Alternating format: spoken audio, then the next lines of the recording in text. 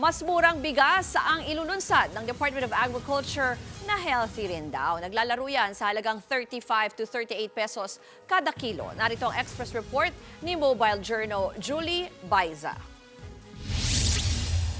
Malapit nang i-roll out ng Department of Agriculture ang dalawang variety ng bigas na mas mura pero healthy pa rin. Yan ang Nutri-Rice at Sulit Rice. Itong Sulit Rice, nagkakahalaga ito ng 35 to 36 pesos kada kilo. At ito yung tinatawag natin na 100% broken na bigas. Maganda pa naman yung quality. Ang kaibahan lang talaga nito ay broken itong bigas na to. Sinubukan na namin itong iluto rito sa opisina at maganda naman yung quality ng bigas na to. Maglalaro naman sa 37 to 38 pesos ang bentahan sa Nutri-Rice.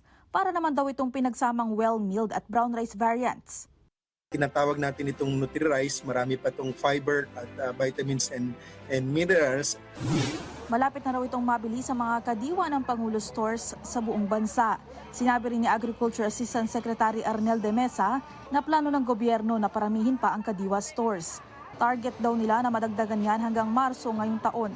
Ang target natin by March ay magkaroon na tayo ng 700 na kadiwa ng Pangulo centers at inaasahan natin bago matapos ang 2028 ay nasa 1,500 ang total number ng kadiwa ng Pangulo site sa buong bansa.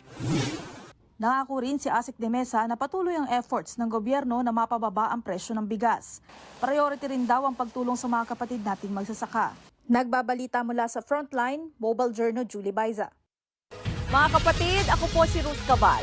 Maging maalam at may pakialam sa mga may init at rumaratsyadang balita sa Frontline Express. Para maging updated sa balitaan, mag-subscribe lang sa social media pages ng News 5.